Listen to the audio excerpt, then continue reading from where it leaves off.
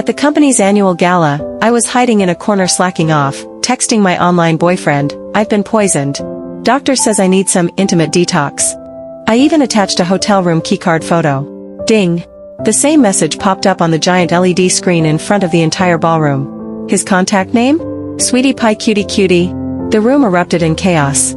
And the famously cold, abstinent CEO? Calmly replied, "Good girl. Tonight, I'll take care of you." I lost my mind.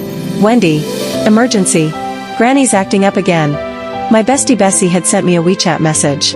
I jumped in panic. Looked left, looked right, crouched, and tried to sneak out. Though honestly, there was no point.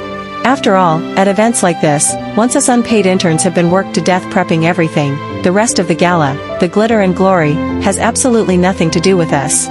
Which is why I was in a corner flirting with my online boyfriend instead of networking. But just as I was slipping out the door, I got caught red-handed by the department manager. "Where do you think you're going?" The new CEO is about to give his first speech. "You dare skip it?" It was this very same CEO who recruited me back then. And with his chubby Buddha look and goofball personality, our dynamic had always been, I'm the pig unafraid of boiling water. The more he scolds, the wilder I get. Hearing him now, I raised an eyebrow. Does the CEO need me to kneel and greet him, serve tea, or warm his bed? He raised his hand to smack me. If I'm not mistaken, he even had a "why are you like this" kind of expression. "Do you even realize," he exclaimed, "our CEO is rich. Stupid rich. Like insanely. Stop, stop, stop. That's such a basic description. Can't you pick something classier? I'm not that shallow." Now it was his turn to look at me like I was insane. "You're young. If you're not chasing money, what are you chasing?" Kind of made sense. Too bad, I'd already found a younger guy. Fit. Hot. And deep in online puppy love with me. Hopping into a cab and giving the driver my address, I thought of the manager's words and snorted. I opened my private photo album, the one just for my online boyfriend, and stared dreamily at his abs, V-line, and long legs. Giggling like a creep, I typed and sent, "I've been poisoned. Doctor says only intimacy can cure me." My puppy boy replied almost instantly, "Good girl. I'll cure you tonight." I shoved my phone in my pocket. Even my reflection in the window showed a ridiculously smitten smile. By the time I'd calmed Granny down and returned to my apartment, it was nearly midnight. Half asleep, I took a quick shower, then collapsed on the couch before even making it to my bedroom. My long-abandoned phone buzzed again. When I picked it up, unread messages almost exploded the screen. 90% from my little puppy boy. "Sweetie, how do you want me to kiss you?" "Baby, should we video call instead?" "Why aren't you replying, cutie?" "Wife, are you mad at me?" God, his pitiful tone was killing me. Panicking, I sent him a quick voice note, "Babby, I just finished work." Everyone says that while I look delicate and soft, my voice is all domineering big sis vibes. Put together, it's like I've got a split personality. But to this man, who's never even seen me in person, my voice is his everything. His mountain. His sky. His emotional harbor in a cruel world. Sure enough, the second I sent that Queen Energy voice note, my little puppy melted. "You scared me, baby. Please never leave me again." Of course not. My manager said our CEO is filthy rich today. I didn't even blink. Didn't even look. I just wanted to reassure him. What I didn't expect was that this little puppy would start throwing money at me. "Puppy boy sent you $52,000. Puppy boy sent you $66,666. Puppy boy sent you $88,888. My head spun from the cash bombardment. Just as I was about to tell him to stop, my coworker Mary video called me. I picked up without thinking. Before I could speak, Mary exploded like a dog being chased. "Wendy. Our new CEO, holy shit, you won't believe this. He's got a lover." And just as he was giving his big speech, the LED screen lit up with a WeChat message. Guess what the contact name was? Freaking, Sweetie Pie Cutie Cutie. I rolled my eyes. EW. So gross. Mary clearly didn't appreciate my reaction. Her voice shot up several octaves. "Gross? Gross is the CEO's girl, not the CEO. Do you know what she sent him?" She was practically fuming, trying to breathe through the rage before she screamed. She wrote, "I've been poisoned. Doctor says I need intimate detox." Heh, say that again. She actually said, "I've been poisoned, doctor says I need intimate detox." Heh, say that again. Some people are alive, but their soul has already left the chat. Like me. I swear my soul had already exited, and my 7 spiritual senses were howling. Mary was still ranting on the other end. When I didn't join in to yell with her, she even clicked her tongue in annoyance. What's wrong with you? We're supposed to be roasting the CEO's mistress together, damn it. What was wrong with me? I was still trying to survive, okay? Mary, what if the CEO's little sweetheart is actually me? You think the other girls in this office, the warrior queens of vengeance, won't tear you apart with knives, spears, axes, chains, hooks, and sticks? Mary did not disappoint. She gave a chilling laugh. Forget the other warrior queens. If that little bitch is you, I'll personally marinate you in hot sauce and serve you raw. Bye. Breakup. Immediate breakup. The next day, I wrapped myself up so tightly even my own mother wouldn't recognize me, and sneaked into the office like a thief. Even then, I couldn't escape the overwhelming wave of love letters. Everyone was gushing about our new CEO like they were writing 1,000-word essays. Broad shoulders, slim waist, mile-long legs. Sharp nose, rosy lips, sculpted features. Cold, detached aura like a frosty Greek god. Why was I silently reciting all that while squished in the elevator? Because, legend has it, the CEO himself actually got in the elevator with us peasants. I mean, he has his own private lift. Why was he slumming it with the rest of us commoners? That tiny elevator now became a vivid display of two very different lives. Around him? A half-meter radius of dead silence. Not even air dared to breathe. Me? I was being crushed into the elevator wall. A mosquito buzzed in out of nowhere, trying to squeeze in. Wait, no, not a mosquito. It was my phone. Buzzing in my pocket every 5 seconds. Wiggling every 10. If I didn't pull it out soon, I'd either die from internal vibration or get murdered by all the CEO fangirls trying to admire him in peace. Finally, I escaped the elevator and checked my phone. Of course, it was him again. My little puppy boy. Wifey, good morning. It's another day of loving you with full power. Cutie, I dreamed about you last night. You told me you loved me. Baby, I love you too. Mwah mwah mwah. I crouched beside the trash bin, tugging at my hair. This couldn't go on. Even our horoscopes were incompatible. Just riding the same elevator felt like a death sentence. I couldn't let an online romance cost me my life. But to be fair, we first met through an online game. He was a newbie who had just joined our guild. All he did was follow me around like a devoted puppy while I mowed down monsters in front. His compliments were endless and free-flowing. You're amazing, big sis. I'm totally under your spell again. Look at me, senpai. Then, he confessed. He wrote an actual handwritten love letter, took a picture of it, and sent it to me. That thing was so thick, it might as well have been a PhD dissertation. Page after page of his adoration for me, it was like a waterfall crashing down 3,000 feet. Even with all my emotional armor, I got soaked in affection. There was no way I could say no. What I didn't expect, was that the sweet little college boy I thought was all innocence was actually my big boss. Not only could he decide my paycheck, he could decide my life.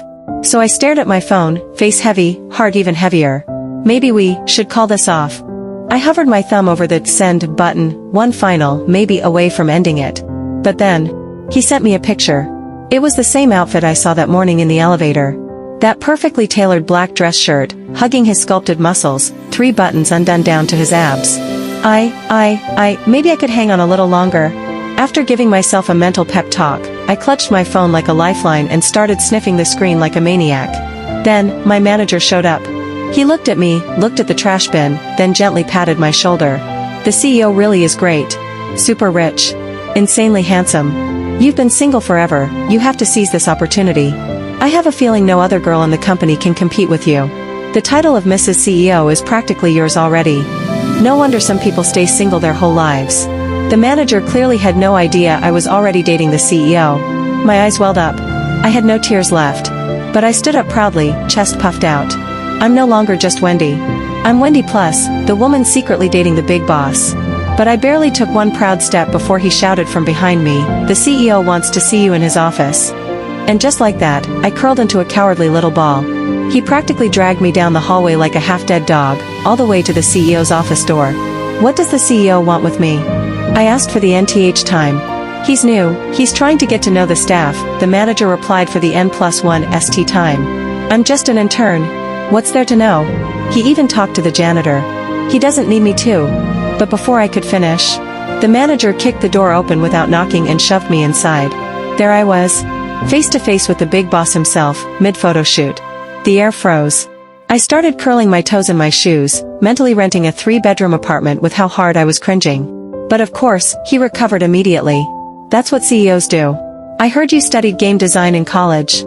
I nodded robotically. Then shook my head. His perfectly sculpted brows furrowed.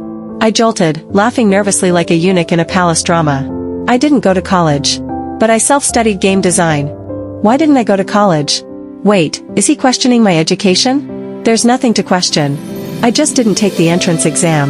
Because, well, personal reasons. He placed a brand new, high-end computer in front of me. His back turned to me, fingers clacking away on the keyboard. Then he motioned for me to sit down. Trembling, I lowered myself into the chair his noble but had once graced. Then, pop! The screen lit up with, our online game. The game where we met. The game where we fell in love. I was dead. Should I play dumb? Or just drop dead? CEO, this is... I opted for dumb. He clearly wasn't amused. You don't recognize it? I can't afford to recognize it. This is the game our company developed. Isn't it your job to be familiar with it? Yes, technically. Back when I applied for this high-paying job, I'd studied it inside and out.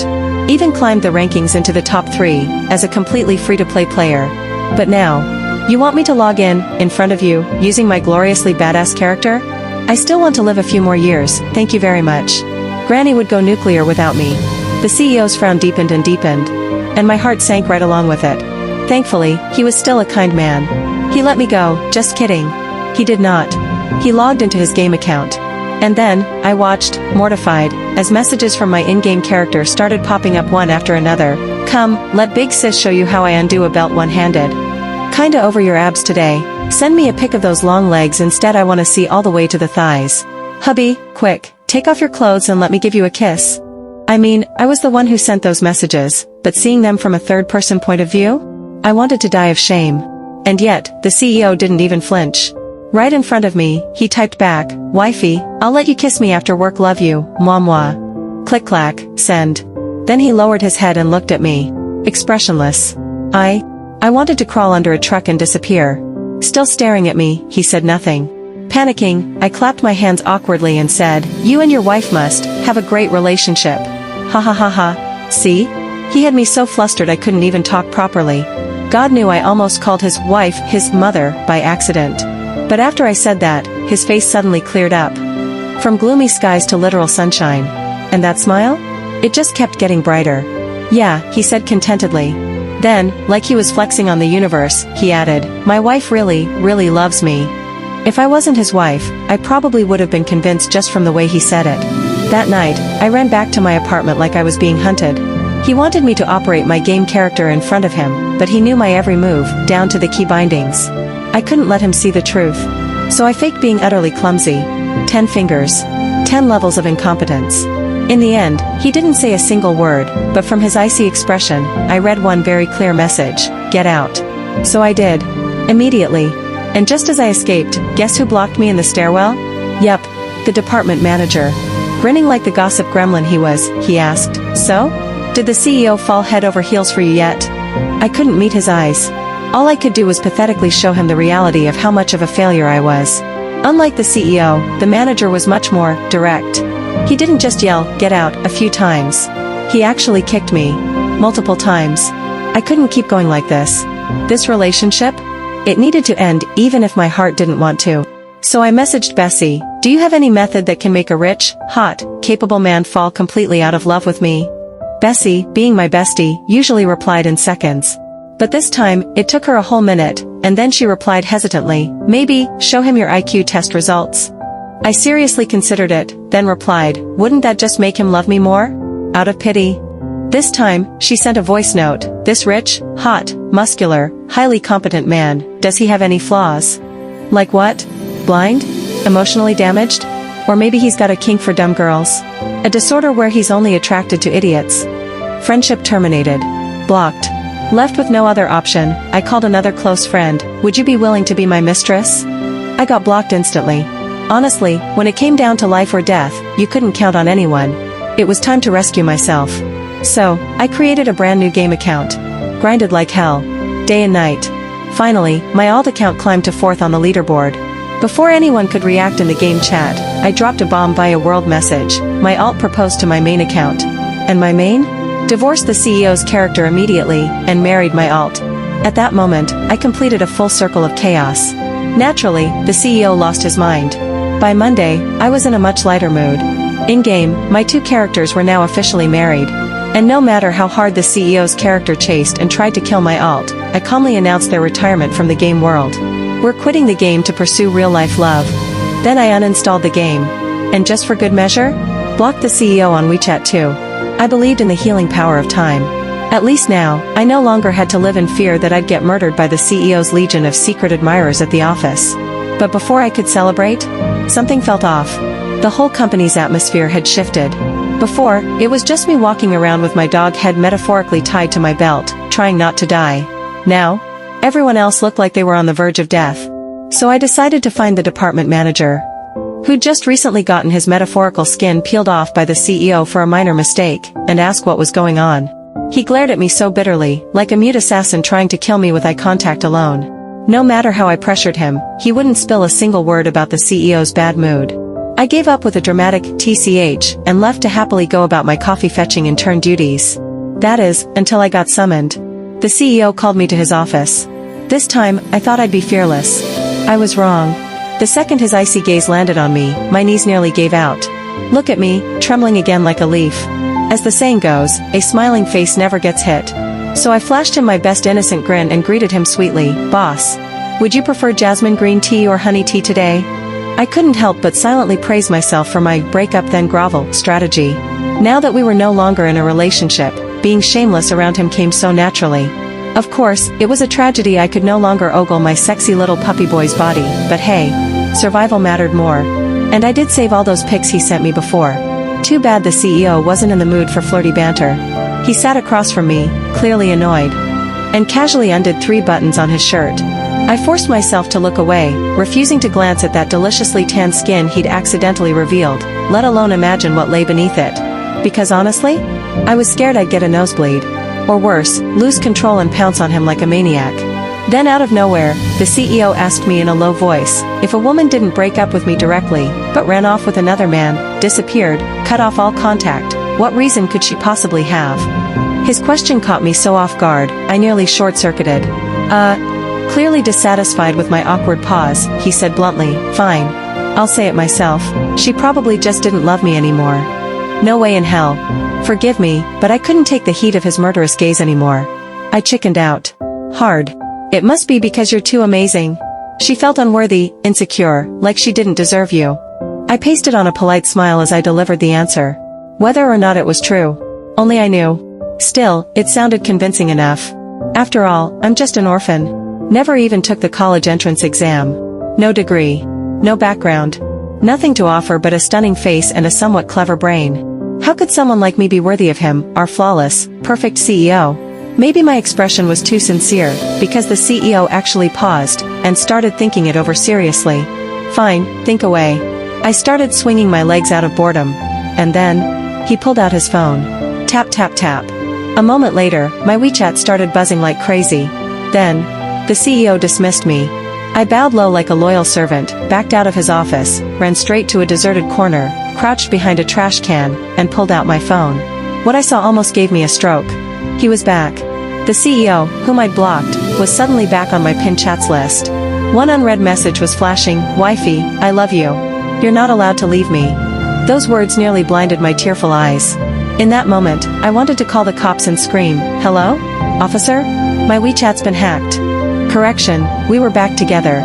Or rather, our online relationship had risen from the ashes. All I did was wash Granny's feet, and this little puppy had already sent 10 new messages. My head throbbed. Granny was leaning back in her chair, eyes closed, thoroughly enjoying the melodramatic CEO romance story playing on the radio. Like some empress of the Qing dynasty, she suddenly snapped, "If you don't silence that damn phone, I'll smash it. It's buzzing non-stop. How am I supposed to hear what the CEO's sweet little wife is up to?" Knowing full well that Granny always followed through on her threats, I quickly put my phone on silent. Then peeked at his messages anyway. "Wifey, say you love me? Sweetheart, do you not love me anymore? Baby, you love me the most, don't you?" Thanks to him, I was starting to forget what the word love even meant. What I didn't understand was, how could someone like him, a proper CEO, be so ridiculously obsessed with someone like me? "Granny, I have a friend." After much internal struggle, I decided to casually ask for advice from someone who's eaten more salt than I've had hot meals. Yes, I made up a friend. But my granny, addicted to 5G and well-versed in every modern trope, wasn't fooled one bit. Let's just say, my boss is really, really hot. Like, body sculpted by the gods hot. Filthy rich. And head over heels in love with me. He sends me sexy pics, money transfers, and sweet nothings all day long. It's honestly exhausting. Granny cracked open one eye and sneered, "Hide that smug little grin of yours before you speak, will you?" Busted. I glanced sideways at her. Just then, the radio switched to an ad. Granny finally lifted both eyelids and asked, "So, you found a new man? You're not waiting for your little rascal anymore." Her words hit me like a brick. And I mean really hit. I'd been abandoned as a child. No known reason. I wasn't sick. I was healthy, bouncy, even a little mischievous. The only explanation I could come up with was that I was missing, well, a little something down there. Granny, who lived alone and scraped by collecting recyclables, took me in and raised me. When I was 7, I accidentally stumbled upon a child trafficking gang. With the help of some heroic police officers, I helped rescue 2 kids. One was Bessie. The other was him. Little rascal. He was a boy. Clearly traumatized. While Bessie inhaled 3 bowls of rice after being rescued, he was still burning up with fever. We were dirt poor. Even one cold pill was a luxury. So I stripped him down and wiped his body with alcohol like an old-school folk remedy. He survived, miraculously, and gradually recovered under my care. But unlike Bessie, who dared to challenge the village's guard dog within 3 days of being rescued, little rascal didn't speak. Not one word. All he did was cling to my shirt and follow me around like a shadow. Thanks to him, all my tops, already cropped from being too small, got stretched another size. Bessie had also been abandoned, so no relatives ever came looking for her. But little rascal was different. One day, a convoy of fancy cars pulled up outside our home. I didn't even know what brands they were, I just knew they weren't from our world. Little rascal, who'd practiced vow of silence for years, was being carried into one of the cars by a bodyguard in all black. He suddenly squirmed free, ran to me, and threw his little arms around me. Then he whispered in my ear, "Wait for me to come back, when I grow up, I'll marry you." Then he kissed me. Hard. It felt like cupping therapy. Now we're all grown up. And that little rascal who once promised to marry me? Gone. Vanished. No trace. Good thing I never took a kid's words seriously. I just regret never seeing him again. That night, after cooking dinner for Granny and coaxing her to sleep, I sat alone in the courtyard, zoning out. I couldn't help it. I sent the CEO a message. Even though he told me he had a dinner party and would be home late, I still wanted to be dramatic. How long do you think you'll love me? Will you disappear one day and never come back, just like that little liar who once promised to marry me? His reply came almost instantly, "Wifey, I'll never leave you." I read it casually. Smiled casually.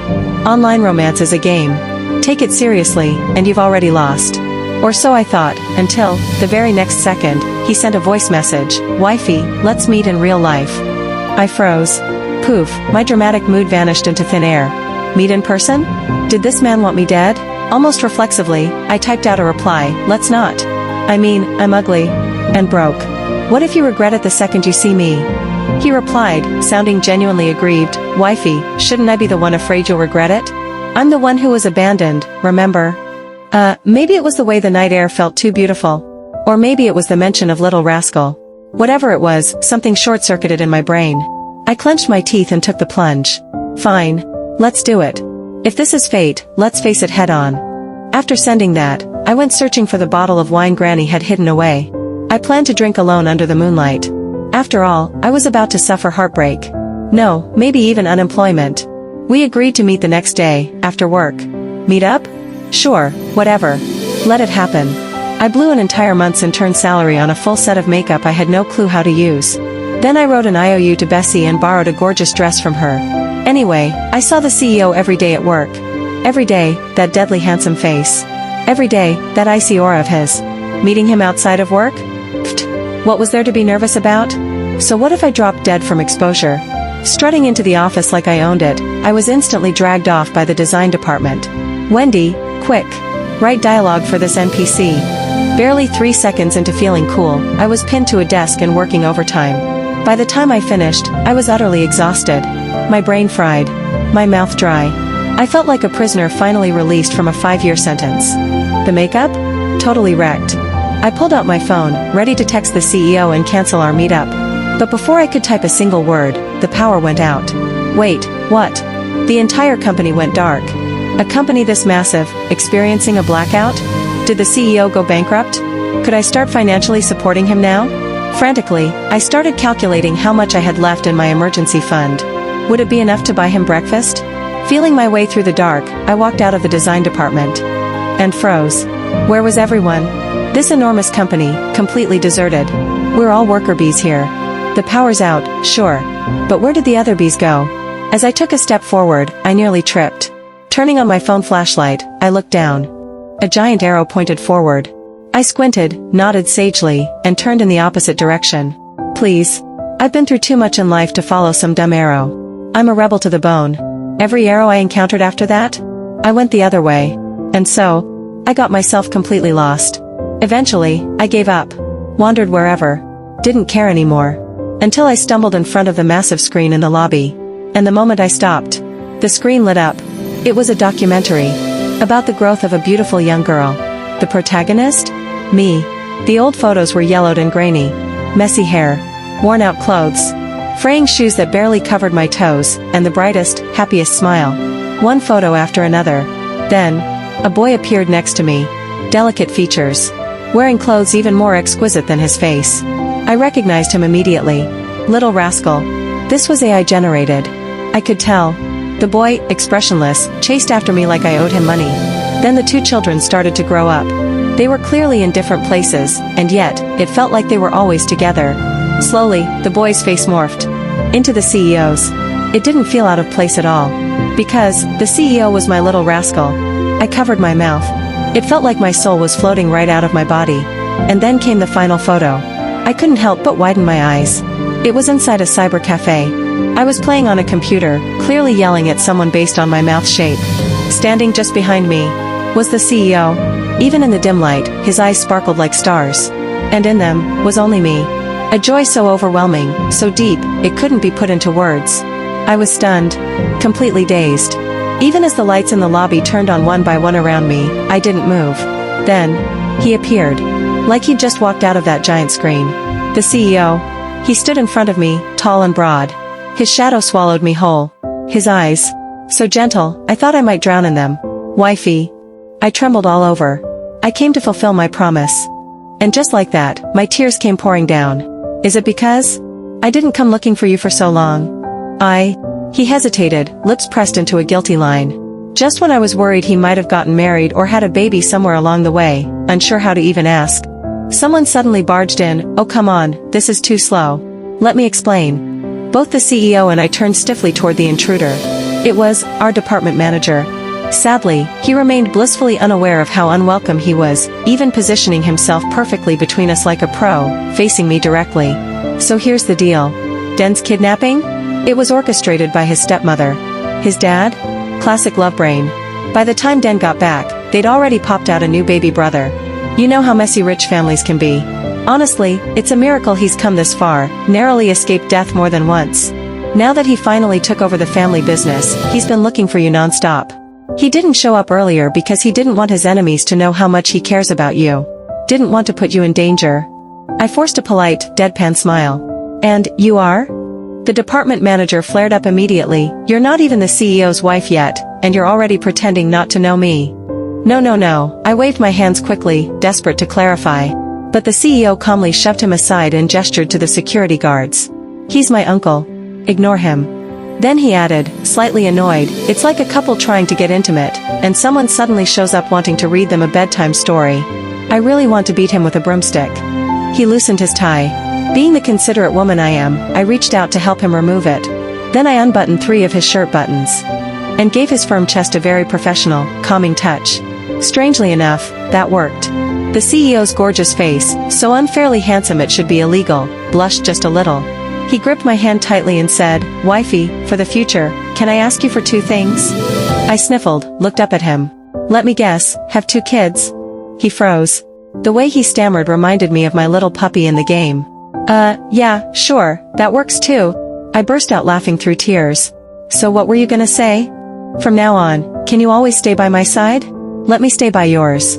I sniffled again. But there's something I can't hide from you. What is it? He asked nervously. The doctor said I lowered my voice dramatically. He immediately pulled me into his arms, his voice trembling. "It's okay, baby. It's okay." He was shaking like a leaf himself, but still forced himself to stay calm for my sake. "I know you've been through so much since you were little. If your body's not well, we'll take it slow. I'll be here. I'll take care of you." Honestly, I didn't want such a romantic moment to turn into my own funeral. So, I grabbed a fistful of his hair and pulled him back with full CEO girlfriend energy. The doctor said I was poisoned, and the antidote is kisses. Kisses. Kisses. Kisses. The moment I said it, applause and cheers exploded from all directions. Startled, I immediately launched myself into his arms. And just as perfectly timed, he leaned down and kissed me. Hard. In that moment, it felt like fireworks filled the sky. And I knew. We were going to be happy. Forever. 1 year later, "Joe, put that backpack down. Where do you think you're going?" Hands on hips, I glared at our 5-year-old son. Joe, with a tiny backpack stuffed with ragged clothes, looked exactly like his dad. And worse, he had my smug little expression on his face. "Mommy," he whispered dramatically, "I have a secret to tell you." "Go on." "Great-grandma said Daddy only found you because he ran away from home. And you only found Daddy because you were wearing super shabby clothes. So I've decided, I'm doing both. I want it all. I lost it. Grandma." She was probably sneaking cake again. Judging from the sound, she'd just choked. I didn't need anything. At that point, I genuinely didn't know who to strangle first. After some internal debate, I chose the main culprit. I stormed into the bedroom, only to find my husband shirtless and undressing. Instantly, my battle mode self short-circuited, replaced by a drooling fool with sparkling eyes. After all these years of marriage, our kid already in school, I still couldn't get over how sexy this man was. The CEO turned around and gave me a devilish smile. "Wifey, you still owe me one more wish." Aren't we still short one, baby? When should we start?" "No time like the present."